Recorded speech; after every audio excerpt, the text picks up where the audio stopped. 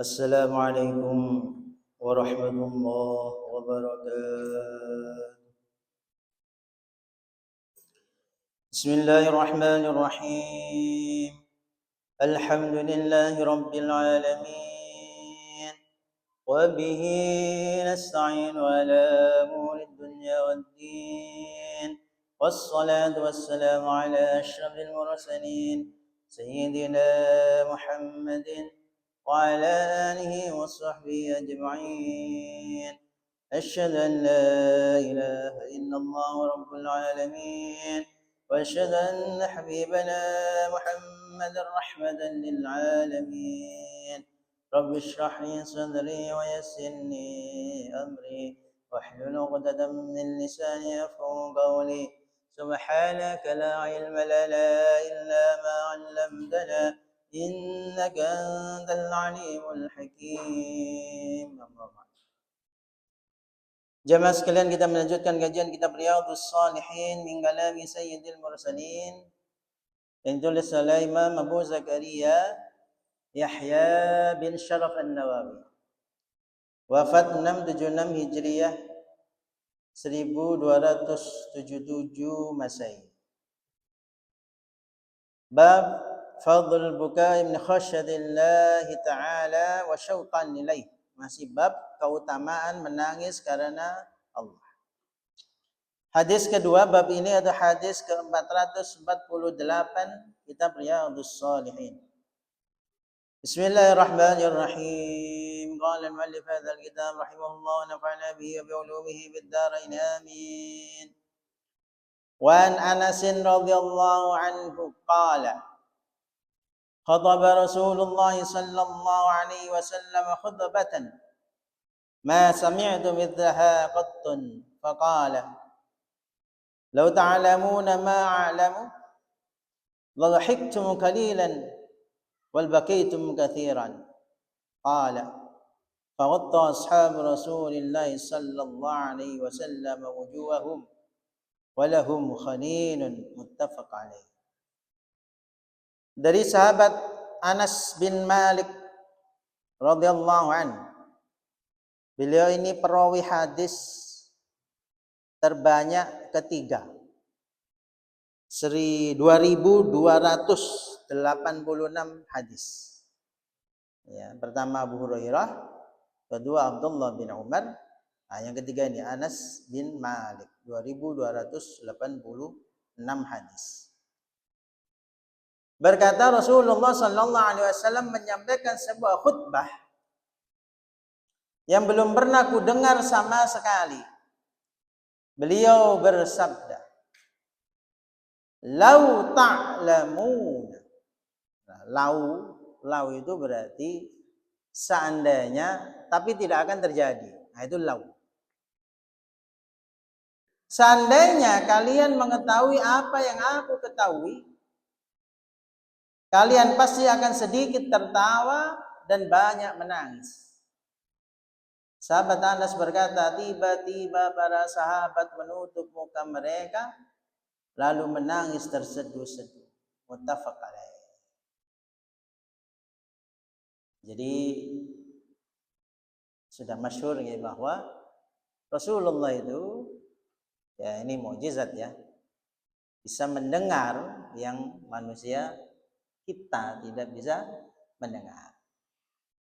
Hewan pun bisa mendengar, kita nggak bisa mendengar karena beda. Nah, karena kondisi, apalagi Rasulullah itu pemimpin ya.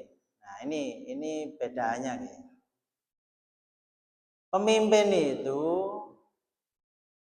berpikir tentang yang dipimpin. Kan gitu ya. Jadi kalau umat Islam itu nantinya begini bagaimana? Nah gitu pikirannya itu. Nah, itu pemimpin. Maka sudut pandang ini yang bisa membuat pemimpin itu jadi terenyuh. Nah gitu. Nih pokoknya aku ada yang guyon. Ada pimpinan, ada pemimpin. Nah, kalau pemimpin itu katanya yang sejati, katanya gitu. Kalau pimpinan, nah itu ya nggak tahu. Nah, ada yang ngomong kayak gitu. Jadi ya kita ambil contoh lagi lah. Umar lah, Umar bin Khattab, Umar bin Abdul Aziz. Itu kan keliling melihat rakyat itu. Nah, kalau melihat rakyat, ya Umar itu nggak mewah-mewah hidupnya. Nah gitu gitu. Padahal beliau Amirul Mukminin. Amirul Mukminin kalau zaman Indonesia ya presiden. Tapi ya hidupnya biasa. Kenapa? Ya karena pemimpin. Namun rakyat aja masih begini kok. Nah gitu.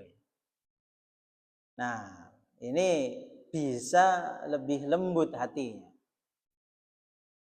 Nah itu selain kita berbicara tentang rasa takut kepada Allah. Jadi hadis ini menjelaskan bahwa ada hal-hal yang diketahui oleh Rasulullah SAW dan itu menyedihkan gitu. Ya, kayak siksa-siksa kubur, itu kan kita nggak paham ya, siksa neraka, kayak gitu kan, ya kita nggak paham. Nah sahabat karena ring satu Rasulullah SAW bersama dengan Rasul, mendapat pengajaran dari Rasul. Nah itu secara frekuensi, nah itu bahasa itunya ya, fisikanya, frekuensinya sama dengan Rasulullah SAW. Sehingga mendengar begini pun sahabat ya langsung nangis. Itu udah apa ya bahasanya? Udah default gitu. Nah kita ya karena jauh, nah itu ya belum bisa begitu. Ya belajarlah. Belajar. Kenapa? Karena memang ini kajian agama, menangis itu melembutkan hati. Itu kajian agama. Saya nggak tahu kalau kajian kedokteran. Tapi kajian kedokteran pun sama. Teman saya itu lulusan psikologi. Ya, itu yang ngomong, kalau mau nangis, nangis saja. Nah gitu. Itu orang psikologi pun ternyata ya begitu. Berarti secara psikologi menangis itu juga bagus. Bukan cengeng, bukan. Nah ini psikologi aja seperti itu. Secara kesehatan mata, nah mata itu kalau kena aliri air mata, itu pun juga bagus. Karena tidak ada yang membersihkan mata sebagus air mata. Maka tetes mata itu mencontoh air mata. Gitulah bahasa sederhana. Maka di sini anjurannya adalah ya kita dan nasihat, kayak gitu ya, menangis karena takut kepada Allah. Nah itu dilatih, dilatih. Kalau nggak bisa, ya minimal mulai menangis karena banyak masalah. Itu aja nggak apa-apa. Banyak masalah ya Allah, ya nggak apa-apa. Itu kan latihan dulu, latihan. Nah, lama-lama kan jadi terbiasa. Ya dicarilah metode bahwa menangis itu bukan sesuatu yang apa ya, istilahnya itu gembeng apa bahasa Indonesianya gembeng itu, cengeng. Bukan cengeng, kita bukan cengeng. Karena dari segi psikologi pun bagus. Dari segi kesehatan mata juga bagus. Dari segi agama bagus. Nah kayak gitu. Ya, seperti itu. Wa Nabi Hurairah radhiyallahu anhu qala Rasulullah sallallahu alaihi wasallam la yalijun nar rajulun baka min khasyatillahi hatta ya'uda al-labanu fi ad-dhar'i la yajtami'u barun fi sabilillahi wa dukhanu jahannam. Dari sahabat Abu Hurairah radhiyallahu an. Ini kunyah beliau, nama beliau Abdurrahman bin Sakhr. Ini perawi hadis terbanyak pertama ya, 5.300 374 hadis. Perawi hadis terbanyak pertama Abu Hurairah 5.374 hadis. Berkata bahwa Rasulullah Sallallahu Alaihi Wasallam bersabda, nah ini, tidak masuk neraka seseorang yang menangis karena takut kepada Allah, sampai air susu kembali ke puting susu dan debu di jalan Allah tidak akan bercampur dengan asap neraka Jahannam. Hadis riwayat Imam Tirmidzi, hadis ini hasan sahih. Jadi di hadis lain itu gini, bahwa kita paham amal sekecil apapun gitu ya, itu pasti dibalas kan gitu ya. Faman ya'mal mithqala dzarratin khairan yarah wa man ya'mal mithqala dzarratin syarran yarah. Di hadis lain misalnya, ittaqin nar walau bisyikki tamrah. Bentengilah diri dari api neraka walaupun dengan sedekah separuh kurma. Jadi ternyata separuh kurma itu bisa membentengi kita dari api neraka. Kalau guru saya itu dulu itu imajinasinya itu gini. Jadi ibarat neraka itu kan ada pintunya, nah pintunya itu kurma itu nanti membesar menutupi pintu. Itu imajinasi. Tapi jangan diterus-teruskan. Pintunya neraka sliding apa buka tutup? Itu jadi pemuda tersesat nih kok tanya. Enggak mau bener apa iki ngomong. Jadi gak karu-karuan wis. Aduh. Ya enggak apa-apa bertanya. Jadi apapun yang bisa kita lakukan, nah itu intinya begitu sih. Itu bisa membentengi kita dari api neraka. Sama pun itu. Nah, hadis ini karena berhubungan dengan menangis karena takut kepada Allah. Nah, ini pun bisa jadi benteng dari api neraka. Jadi bentengnya itu banyak. Yang tadi hadis tentang sedekah walaupun separuh kurma, bayangin, separuh kurma. Kok bisa begitu? Nah, jadi saya baca itu juga pusing ya. Jadi dahulu kala itu ada orang cuma punya 1 biji kurma dibagi 2. Nopo rasane? Ya sikaku iki, wah, ya Allah, saya kalau baca kisah-kisah begitu itu ya Allah, kita itu kurma wah kayak malah kadang sego itu wis lebih-lebih. Insyaallah. Ya itu memang kondisi begitu. Sehingga ya orang zaman dahulu itu bisa sampai lapar sebegitunya gitu. Lapar sebegitu. Nah, kebaikan apapun itu bisa jadi benteng dari neraka, apapun. Okay. Masyhur kan jenengan ada cerita gitu, di hadis ada perempuan tidak baik terus nyampe di sebuah sumur. Nah, di situ ada anjing kan gitu. Nah, ada anjing ini kehausan. Maka wanita ini sepatunya ya diikat untuk ngasih minum anjing. Itu ya diampuni dosanya, masuk surga.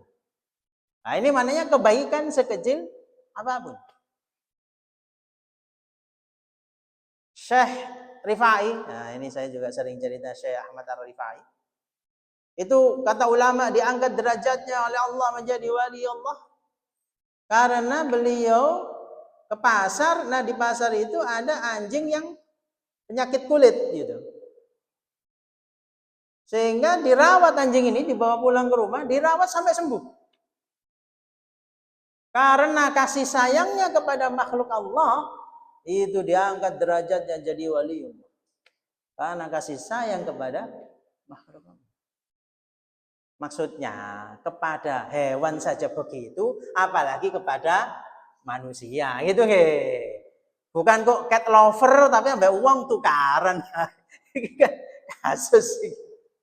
Cat lover iki nyontok Abu Hurairah. Tapi wong tukaran ya bukan begitu ya. Kepada hewan saja seperti itu, apalagi kepada manusia gitu maksudnya. Nggih. Jadi jangan salah paham. Kan orang-orang ya salah paham ya. Letterlich gitu ya. Oh, cat lover nyontoh sahabat gitu ya. Tapi ambek wong tukaran ae. Yo salah paham, salah paham. Yes. Kasus ini. Maknanya apa? Ya tadi maknanya. Apapun, kebaikan apapun. Nah, sekarang pertanyaannya, baik itu apa? Gitu. Nama baik itu? Nah, baik itu gini. Amar ma'ruf. Kan gitu ya? Nahi mungkar. Perintahnya kan gitu. Amar ma'ruf. Ma'ruf itu sesuatu yang sudah diketahui bersama dari uruf. Uruf itu kebiasaan. Kebiasaan yang acuannya khair, nah itu baik tuh. Nah itu kebiasaan namanya. Sehingga kalau di masyarakat itu nggih, lewat depan orang nah dulu ini gitu ya. Kalau di sini kan gitu. Ya itu berarti ma'ruf. Nah, segitulah. Kalau di tempat lain beda lagi, ya beda lagi. Nah, itu sesuai dengan uruf masing-masing selama tidak bertentangan dengan ajaran agama. Nah, itu uruf namanya. Ma'ruf itu namanya. Ya. Jadi menyuruh yang ma'ruf yang dipahami sama orang sebagai sesuatu yang baik, nah itu ajaran agama. Dan hati itu ya begitu. Hati itu kalau melakukan yang baik itu tidak risau. Itu default. Makanya kalau sebetulnya ya ditanya dalam hati, penjahat itu ya nggak tenang hidupnya. Makanya penjahat itu punya anak cantik, cewek, nggak mungkin dinikahkan dengan penjahat yang kejam. Iya betul ya. Ada penjahat punya anak cantik, dinikahkan dengan penjahat yang sangat kejam, ya nggak mau. Ya anaknya disio-sio. Nah, itu udah default manusia itu begitu, nggak bisa menipu dirinya sendiri. Itu udah defaultnya begitu. Nah, karena bab kita ini tentang takut kepada Allah, maka seseorang yang menangis karena takut kepada Allah itu bisa jadi benteng terhadap api neraka. Terus disalahpahami. Terus ini tak nangis tok ae, gak usah sholat. Wah, kasus. Ini kasus. Kayak kan ada nasihat ya. Man fariha bidukhuli ramadhana harramallahu jasadahu 'alan niron. Siapa yang bahagia dengan datangnya bulan suci Ramadan, maka Allah mengharamkan jasadnya atas api neraka. Seneng tok, wis gak usah poso. Seneng tok. Ya kasus ini iki. Jenenge seneng itu yang melakukan. Yo, aku seneng rek sepedaan. Sepedaan nang dia gak pernah. Loh ya wong seneng sepedaan kok sepedaan gak pernah. Wis kasus ngene iki. Wah, arek iku lho aku seneng ambek arek iki. Wah, gitu ya. Terus sampean apa no tak keplaki dia gak cocok. Ini gimana ya? Kita itu letterlich ya, Bang, ya. Apa ya? Gak tahu makna dibalik kata-kata. Nek seneng ambek Ramadan mesti ibadah kan gitu nggih. Nek seneng ambek Ramadan, hari pertama Ramadan sudah ngitung. Lebaran kurang 29 hari. Cek tas mah bengi niat. Cek tas terawih lho wis countdown. Lebaran kurang 29. Ya itu guyon tapi arek-arek ya kadang nemen guyon iki. Cek tas saya poso rek wis countdown lebaran. Ya Allah, ya Allah. Ya guyon ya enggak apa-apa. Jeneng arek enom ya, biar ada hiburan. Tapi ya jangan jadi ini apa kebiasaan ya. Nah ini juga sama. Nangis karena takut kepada Allah. Jadi benteng, otomatis. Terus ya kayak tadi, jangan nangis tok ae, gak usah sholat. Ya ini ngawur jenenge ya. Ngawur itu salah paham ya. Nah, hal-hal yang seperti ini itu jadi isu. Banyak orang yang apa ya? Ya tadi tuh, lenderlich itu. Jadi tidak bisa memahami maksud di balik kata-kata. Jadi itu kita ini apa ya? Kemampuan bahasanya itu menurun. Asli menurun orang kita itu. Kayak robot. Jadi harus A, B, C, D, kayak gitu tuh. Jadi nggak bisa mengolah. Contoh nih, ini contoh. Ini di dunia kerja. Banyak perusahaan itu curhat. Anak fresh graduate itu nggak berani berinisiatif. Contoh nih, contoh. Misal ada dosen mau mengajar mata kuliah baru. Baru ini ya, belum pernah diajar. Ngomong ke asisten dosen, saya mengajar mata kuliah baru. Hari Senin jam 7 pagi. Tolong disiapkan materinya, latihannya, dan sebagainya. Nah, kan? Asisten mikir kan, oh Senin jam 7 pagi. Ngomongnya kan Jumat tuh dosennya. Sudah, sama asisten dibelikan bukunya, materinya, bla bla bla. Dikasihkan dosennya Senin jam 7 kurang 10. Ini bener apa enggak? Ya salah, oh dosennya lo belum belajar. Kan jelas ya kalimatnya tadi, materi baru, saya belum pernah ngajar. Asisten harusnya kan mikir, oh berarti harus belajar ini dosen ini, kan gitu nggih. Ya saya kasihlah Sabtu, kan gitu. Enggak, ya sesuai omongannya. Loh, Bapak kan bilang ngajar Senin jam 7. Saya kasih jam 7 kurang 10, salah saya di mana? Loh ya obre. Wah, sus ini. Dan itu fresh graduate itu juga gitu juga. Jadi harus gini loh. Ini nanti sabun kotorannya dikumpulkan, dibuang ke tempat sampah situ. Harus gitu. Gak cukup dengan bersihkan gitu toh. Yang ngono bingung, Pak bersihkannya pakai apa, Pak? Nah, ya apa rek? Pakai sapu. Sapunya di mana, Pak? Loh, ya apa? Pak, sapunya ini kalau kurang bagaimana? Ya aku pikirin dewe lah masuk ngene gak sok mikir. Tapi fresh graduate sekarang begitu semua. Itu curhat itu para orang-orang kerja itu. Iya opere arek nom-nom saya gitu. Gak berani berinisiatif, gak berani salah. Terus nih di Senin ini titik gondok. Wah, aku kerja di Senin ya, wis metu aku tidak sesuai dengan jiwaku. Passionku nggak di sini. Yang ngomong ke Inggris itu. Passionku nggak di sini. Ya Allah, ya Allah. Nah tapi semua orang akhirnya begitu sekarang itu. Tidak bisa memahami makna dibalik sebuah kata. Nah ini saya bingung. Ini apa orang-orang ini ya? Jadi harus A ya A, B ya B, C ya C gitu. Nggak bisa pakai bahasa-bahasa kinayah, kayak bahasa-bahasa yang sudah dipahami bersama. Kayak gitu. Kita itu menurun kemampuan bahasanya. Ya, masuk tadi. Barang siapa bahagia menyambut puasa Ramadan, wis seneng toh ae gak usah poso. Ya kasus ini ya. Nah, tapi ya itu yang terjadi. Nah, ini tolonglah ya anak muda itu diajari makna dibalik kata. Cek gak ya, gak bisa berpikir jauh gitu loh. Nanti kalah sama ini AI, artificial intelligence. AI itu bisa memahami maksud loh. Contoh ya, kemarin tuh saya suruh teman saya ngetes ChatGPT. Kucing makan ikan. Ini teman saya suruh ngetes ChatGPT. Kucing makan ikan. Kucing adalah hewan. Andi makan ikan. Andi adalah, nah, itu kan saya ingin ngetes ChatGPT pinter gak?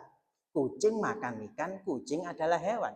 Andi makan ikan, Andi adalah enter ngomong manusia. Pinter ya. Pinter ya. ChatGPT pinter ya. Wah, pinter ya ChatGPT. Iso ya. Terus saya suruh tanya teman. Coba tanyakan ke ChatGPT, mengapa kamu berpikir Andi itu manusia, bukan hewan? Padahal Andi itu makan ikan sama seperti kucing. Ditulis sama teman saya. Mengapa Andi itu kamu sebut manusia? Padahal Andi itu makan ikan seperti kucing. Dijawab. Karena saya cari-cari, oh yang disebut Andi itu rata-rata di data semanapun ya manusia. Lu pinter ChatGPT. Pinter ya? Nah, terus saya prompting. Kamu itu gimana? Saya turun. Ya kamu kok bisa yakin 100% bahwa Andi itu manusia? Kok kamu tidak berpikir Andi itu hewan? Kan prompting ya? Ingin tahu prompting? Sebetulnya prompting itu bertanya yang sesuai. Cuman saya kan nakal ya. Akhirnya ChatGPT ini bingung. Ya sesuai dengan data saya Andi itu manusia. Apakah betul Andi itu manusia? Takon mana? Jadi ChatGPT nek diseneni ku ngepir.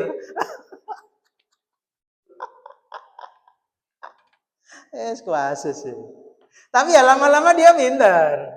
Lama-lama. Terus saya ngomong, coba tanya, Bobby Kartanegara itu manusia apa hewan? Dengan tahu Bobby Kartanegara tuh? Kucing apa ya? Langsung bingung.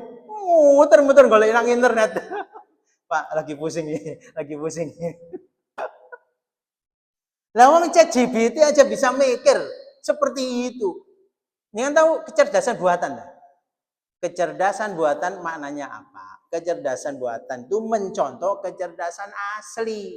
Nah, itu definisi kecerdasan buatan. Kecerdasan asli itu manusia. Apa tadi? Berarti harusnya pinteran manusia karena ini kecerdasan asli. Makanya AI itu akal imitasi.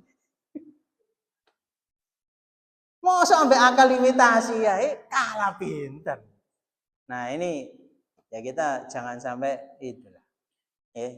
Memahami makna di balik kata itu fair kita menurun, asli menurun. Contoh. Ini hadis disalahpahami. Pokok ini Islam mlebu swarga. Kan itu ya.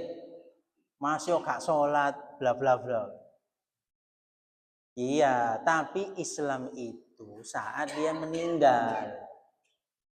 Nah ini harus dipahami. Saat meninggal dia Islam enggak? Dan kita nggak tahu husnul khotimah atau su'ul khotimah. Kita nggak tahu sebagai manusia.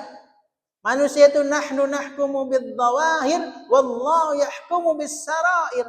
Kita cuma melihat apa yang tampak aja. Ya udah dia KTP-nya Islam nggak Islam.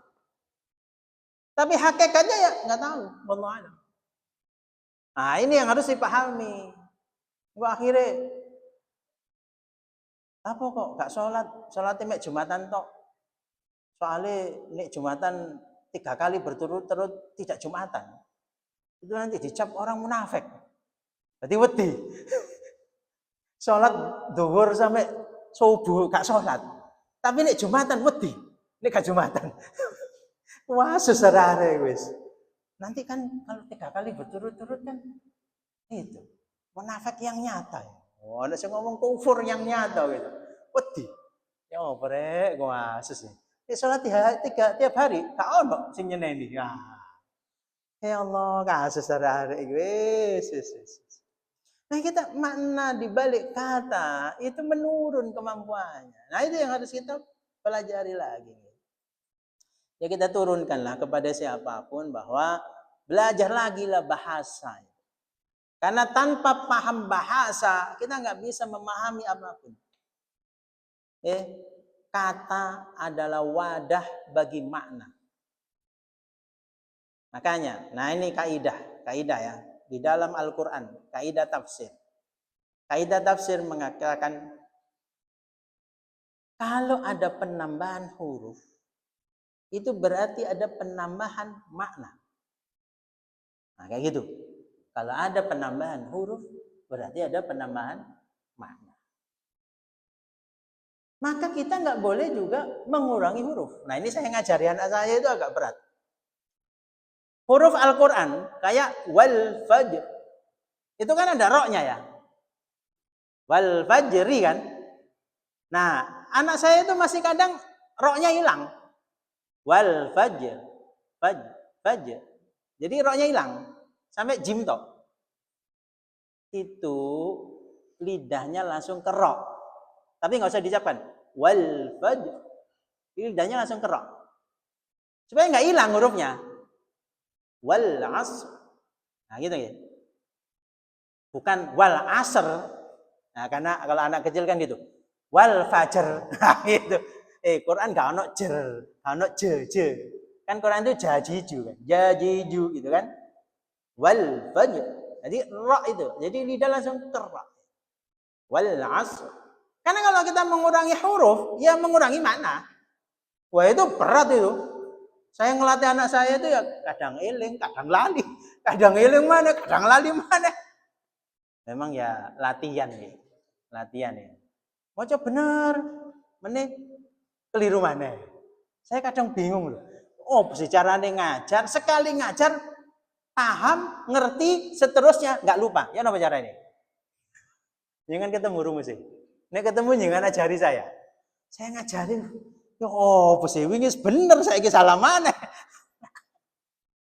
Loh, anak saya yang kecil aja gitu, apalagi udah senior ya. Makanya senior yang sabar ya. Ini ngaji ya. Wingis bener-bener saya salah mana. Aku sampai ngeluh. Ya boy. Mana bener mana? Mana salah mana? Bener mana? Salah mana? Ya Allah, ini memang belajar di waktu kecil. Bagai mengukir di atas batu. Yo suworo ya. Belajar sesudah dewasa bagi mengutip di atas air. Isok tapi mau hilang. Isok hilang. Makanya yang senior kalau ngaji itu yang sabar. Sekarang bisa salah mana? Mari isok mana salah mana? Isok mana salah mana? Ya begitulah nggak apa-apa, santai aja. Ya, wis sabar ya, itu wilayah yaumil kiamah santai. Saya ngajari juga begitu. Jadi kaidahnya tadi ziyadatul mabna tadullu ala ziyadatil makna. Huruf tambah, hurufnya tambah ya, berarti maknanya tambah. Itu udah kaidah tafsir. Maka kalau jenengan mengurangi huruf, ya jadi artinya berkurang. Maka latihan itu berat itu. Ya. Yang berhenti itu kan begitu ya. Wal fajr, wal asr. Terus apa lagi itu yang belakangnya hilang itu. Salamun hatta matla'il fajr. Harus kayak gitu. Oh, idza jaa nasrullahi wal fath. Itu kan ada hak itu. Wah, itu latihannya wis suwe nggih. Jangan sing sabar. Berapa bulan sih ngasih tahsin itu? Berapa bulan? 3 bulan. Wah, ya suwe. Jatuh. Wong sing 3 tahun ae. Cek lali-lali maneh. Anak saya itu udah hatam kan TPG itu udah pasca. Ya lali-lali ae. Wah, lali-lali ae ya Allah, ya apa. Lah biyen wis bener. Ya wis lupa maneh. Ya sabar. Cek 3 bulan jatuh. Ya. Ini anak saya 3 tahun naik lali-lali. Anak saya bukan 3 tahun lagi ya. 3 tahun, 4 tahun. Lali-lali. Ya jenengan ya minimal ya 7 tahun. 7 tahun. Sing sabar. Ini kok urung buyar ya. Nah seperti itu. Maka, nah kita balik lagi. Bahwa menangis karena takut kepada Allah. Itu otomatis memblok pintu neraka. Itu otomatis. Dan ini sebetulnya berlaku untuk kebaikan apapun. Ya, untuk kebaikan. Karena bahasan di sini tentang menangis karena takut kepada Allah, ya maka itu yang di highlight hadisnya. Termasuk di juga keutamaan jihad. Hadis keempat. Wa anhu qala qala Rasulullah sallallahu alaihi wasallam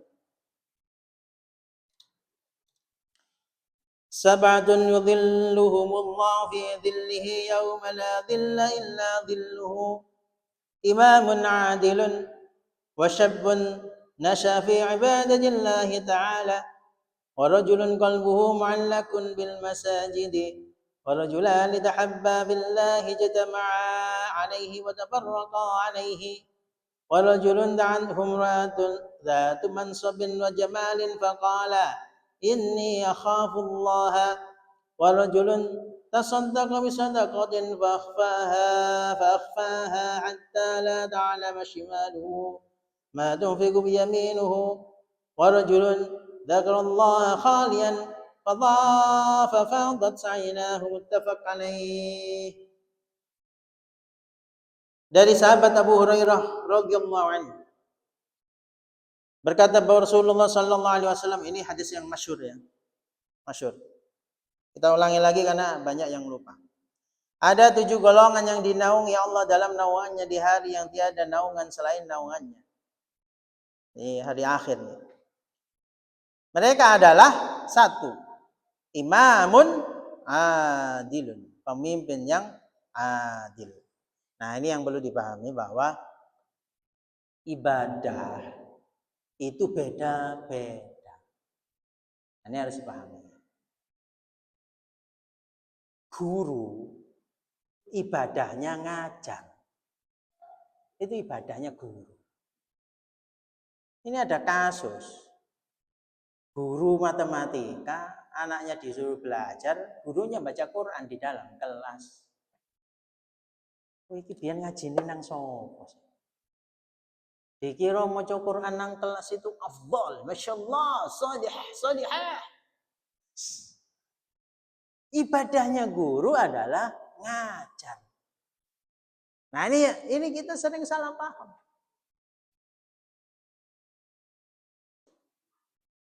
Ini peserta saya. Komplain, peserta saya itu curhat ke saya. Anak buah saya itu, Pak. Salat duha loh. Pas rapat deh, sholat duha.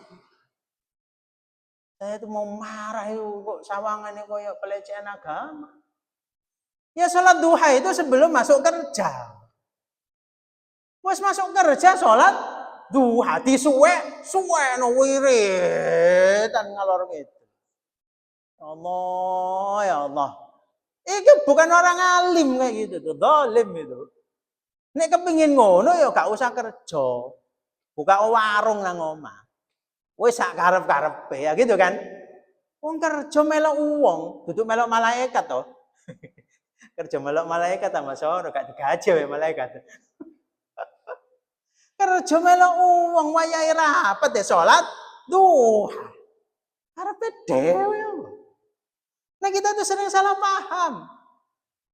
Ibadah itu sendiri. Ini Gusmus saya pernah cerita. Gusmus itu pada saat hari kerja diundang ceramah di pegawai-pegawai negeri, lurah, camat itu. Hari kerja. Gusmus ya meneng sih. Ceramah. Begini ya, jenengan ini kan abdi masyarakat. Ibadahnya melayani masyarakat. Nah, kalau sampean di sini masyarakat menunggu. Nah, ibadah sampean bukan begini, ceramah kayak gini. Ya, saya tutup doa, nanti pulang langsung kerja. Dongane bagus buyar. Ya emang begitu. Wayahe kerja buka pengajian. Ini bukan orang alim namanya. Gak ngerti ilmu. Nah, ini apa ya? Salah paham atau apa gitu, saya juga pusing. Kita itu masih mengira ibadah itu wiridan, baca Quran, sholat sunnah. Ibadah itu banyak ibadah itu. Nah, ini yang harus dipahami. Nah, waktu itu Bu Risma diundang di TV One. Nah, gurunya Bu Risma itu juga diundang. Gurunya ditanya, saya ngomong Bu Risma, ibadah sampean itu mengabdi kepada masyarakat. Bukan wiritan suwe-suwe, bukan. Ya wis sampean perbaiki itu Surabaya, itu pahalanya ya sama aja dengan yang wiritan baca Quran, sama karena ibadah sampean ya di situ. Nah, gitu nggih. Nah, ini yang bener lah. Jadi ibadah itu masing-masing. Ibadah guru ngajar, ibadah pemimpin melayani masyarakatnya. Ibadah ustadz ngajar, ibadah ahli Quran baca Quran. Ibadah ini, nah beda-beda lah. Enggak ono sing aku gak seneng ambek ustadz iku. Soale ustadz iku wiritane gak suwe. Wes ndawalil yo koyo api-api yo. Ustadz iku jarang sholat tahajud. Wah, gak cocok aku. Wes koyo yo. Ya ibadahnya sendiri. Kalau bisa semua ya itu top. Bisa semua itu top. Tapi kan sendiri-sendiri. Umar bin Abdul Aziz itu disebut khalifah kelima.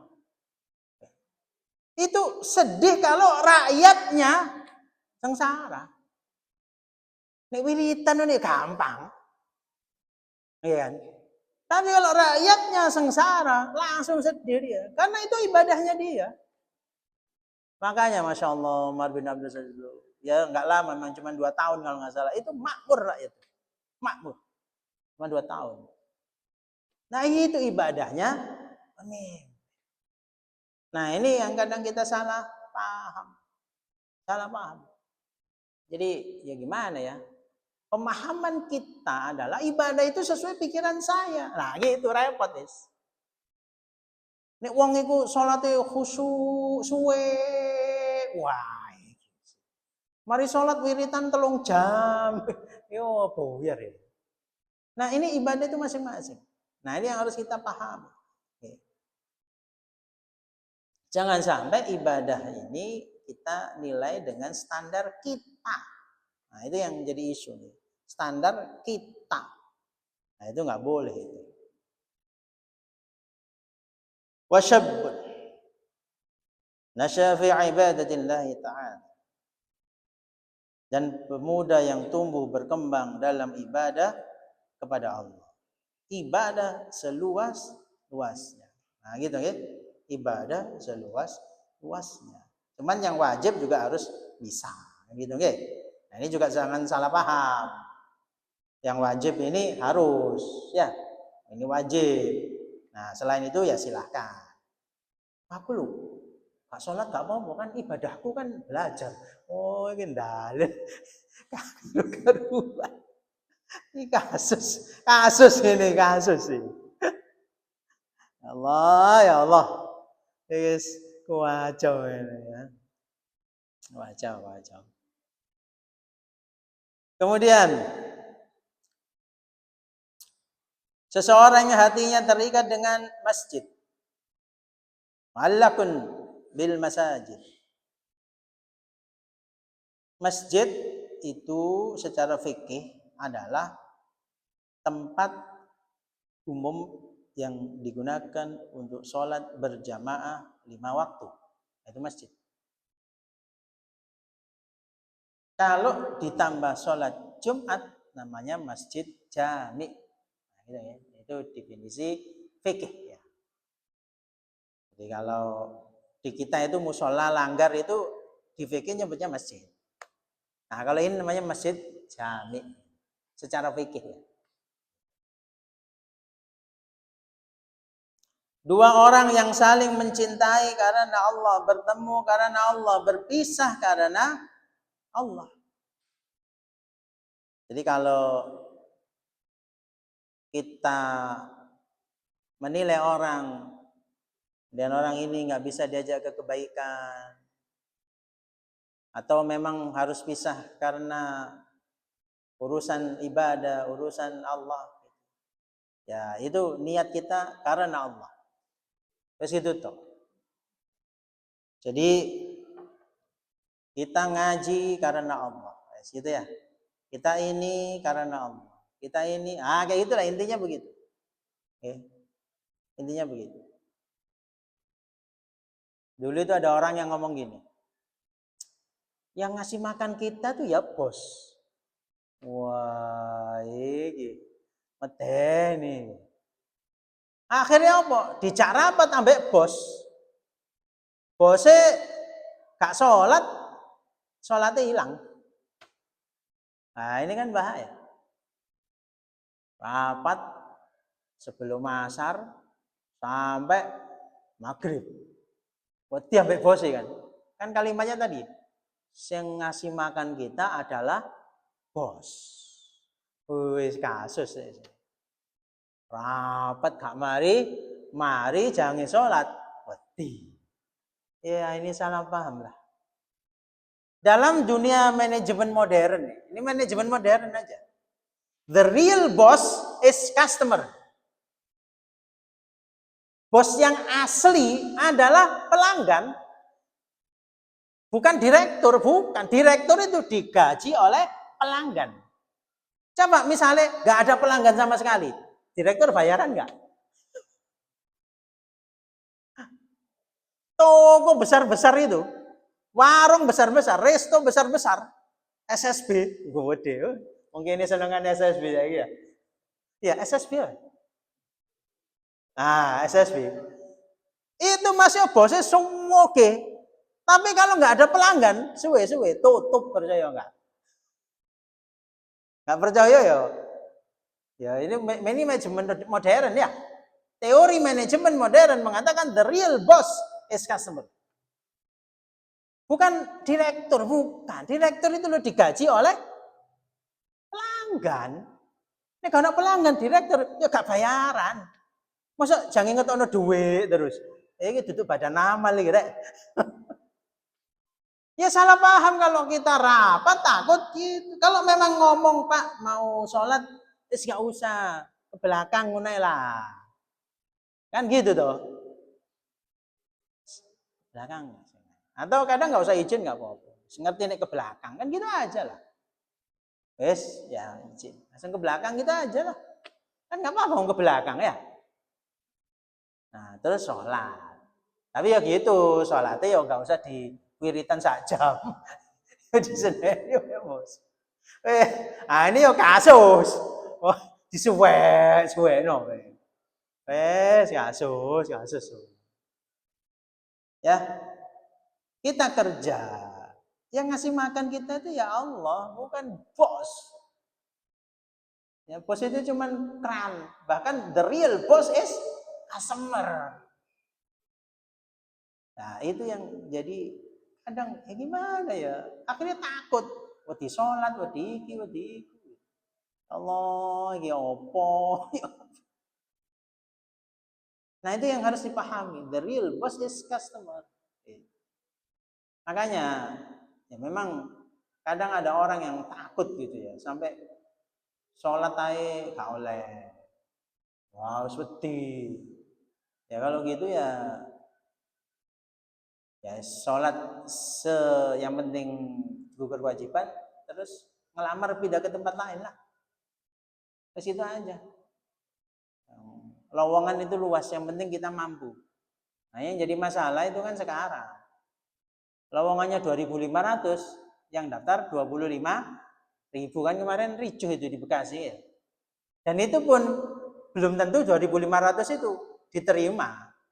Oh nggak cocok ya. Nah ya sih, akhirnya orang takut. Terus akhirnya gak sholat. Nah itu yang harus hati-hati. Terus seseorang diajak wanita, kemudian dia mengatakan ini khafullah, saya takut kepada Allah. Orang yang melakukan sedekah dan merahasiakannya sampai tangan kiri tidak mengetahui yang apa yang disedekahkan. Dan seseorang yang mengingat Allah dalam kesendirian, lalu matanya berlinang air mata. Muttafaq alaihi wa ala Bismillahirrahmanirrahim. Subhanallah walhamdulillah, asyhadu an la ilaha illa anta, astaghfiruka la syarika lak.